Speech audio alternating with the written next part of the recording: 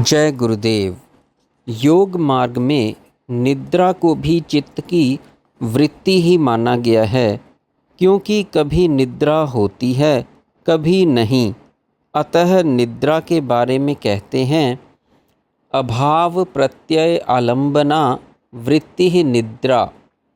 जागृत तथा स्वप्न अवस्था की वृत्तियों, पदार्थों तथा व्यक्तियों के ज्ञान के अभाव का आलंबन करके तथा सत्व रजोगुण को आच्छादित कर तमोगुण प्रधान अभाव का ज्ञान ही निद्रा है। इसी को सुषुप्ति अवस्था भी कहा जाता है। उस समय इंद्रियों के बहिर्मुखी सभी द्वार बंद हो जाते हैं, उन पर तमोगुण का आवरण आ जाता है, जिससे बहिर्जगत के विषयों का ज्ञान चित्त पर प्रतिबिंबित होना बंद हो जाता है, किंतु फिर भी जगत ज्ञान का अभाव बना रहता है। उसी पर चित्त वृत्ति एकाग्र रहती है। विषयों के साथ संयुक्त तमोगुण दुख का कारण है। विषय रहित तमोगुण सुखानुभूति प्रदान करता है।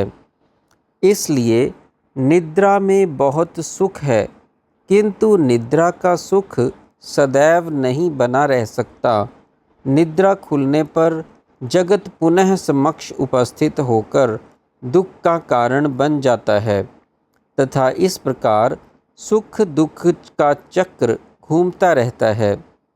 नित्य सुख तो असंप्रज्ञात समाधि द्वारा प्राप्त आत्मलाभ में ही है, किंतु निद्रा चित्तवृत्ति होने से असंप्रज्ञात समाधि के मार्ग की प्रतिबंधक है। अतः इस वृत्ति की निवृत्ति भी आवश्यक है। इतना अवश्य है, योग एवं वेदांत दोनों का निद्रा के संबंध में भिन्न भिन्न मत है। जहाँ योग में सुख अभाव एवं अज्ञान को चित्तवृत्ति ही आलंबन करती है, वहाँ वेदांत में चित्त स्थित वासना एवं अज्ञान से आवृत चेतन ही निद्राकालिक सुख एवं अभाव को प्रकाशित करता है। किंतु एक बात स्पष्ट है कि निद्रावस्था में बाह्य ज्ञान विलुप्त हो जाता है। अब प्रश्न यह उठता है कि निद्रा में सकल बाह्य ज्ञान तथा वृत्तियों का निरोध क्यों ना मान लिया जाए। तो उसका समाधान यह है कि वृत्ति के बिना संस्कार संचय नहीं हो सकता तथा संस्कारों के बिना स्मृति उदय नहीं हो सकती। जिस प्रकार किसी से पूछा जाए कि उसने आज प्रातः क्या भोजन किया, तो वह स्मरण करके बतला देता है। अर्थात प्रातः के खाने के जो संस्कार चित्त में संचित हो गए थे, उन्होंने उदय होकर स्मृति धारण कर प्रातः का भोजन स्मरण करा दिया। इसी प्रकार जब कोई व्यक्ति निद्रा से उठता है तो कहता है, आज बड़े सुख से सोया, आज बड़ी अच्छी निद्रा आई। इसका भाव यह है कि निद्रा में संस्कार संचय करने वाली वृत्ति अवश्य विद्यमान थी, अन्यथा कोई ऐसे नहीं कह सकता। पर निद्रा के उपर्युक्त संस्कार एवं ज्ञान प्रत्यक्ष विषयात्मक नहीं होकर केवल स्मृतियात्मक ही हैं। प्रमाण, विपर्यय एवं विकल्प तीनों वृत्तियां योग साधना की विरोधी हैं, किंतु निद्रा विरोधी नहीं, क्योंकि यह एक प्रकार की एकाग्रता होने के कारण योग की प्रतिपक्षी नहीं है। किंतु निद्रा को भी तमोगुण प्रधानता के कारण ही सबीज अथवा निर्बीज दोनों समाधियों का प्रतिपक्षी मानकर निरोध करना योग कहलाता है। निद्रा तथा समाधि में अंतर। निद्रावस्था में पूर्ण वृत्ति निरोध नहीं होता।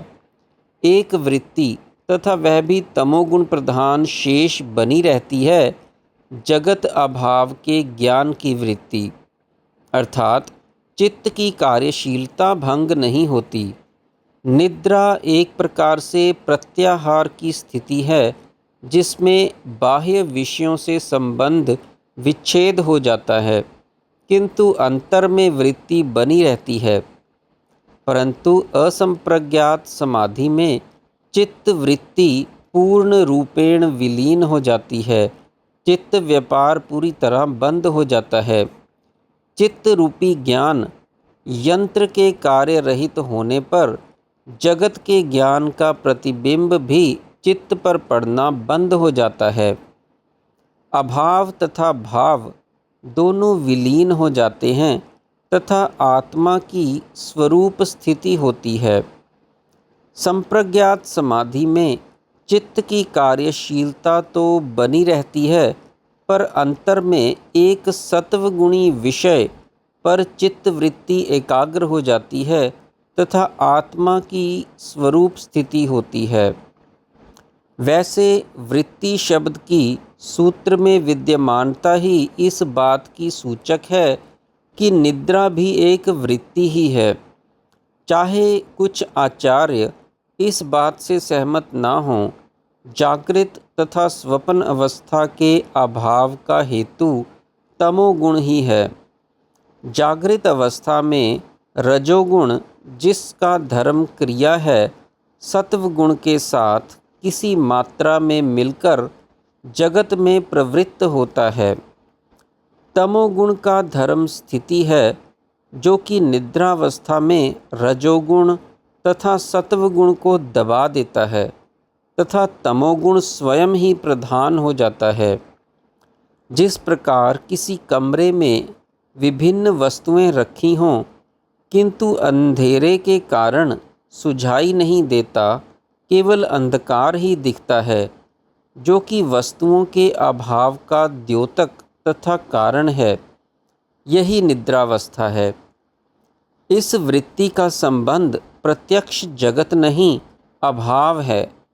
इसके निरोध का यह अर्थ कदापि नहीं कि योगियों को निद्रा आती ही नहीं, किंतु समाधि अवस्था में जाने से पूर्व यदि निद्रा आ जाए तो समाधि अवस्था के उदय में विघ्न उपस्थित हो जाता है।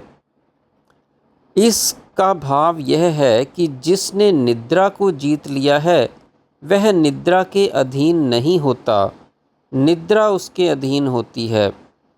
व्यष्टि स्तर पर जिसे निद्रा कहा जाता है, समष्टि स्तर पर वही प्रलय कहलाती है।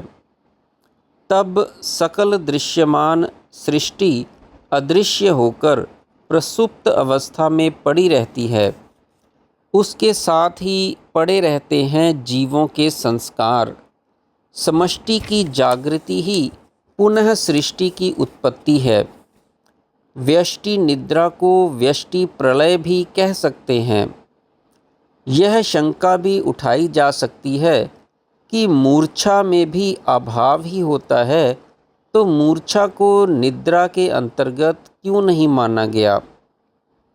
तो उसका समाधान यह है कि मूर्छा मृत्यु के पूर्व की अवस्था है तथा मृत्यु का विवेचन इस शास्त्र का विषय नहीं है। जय गुरुदेव।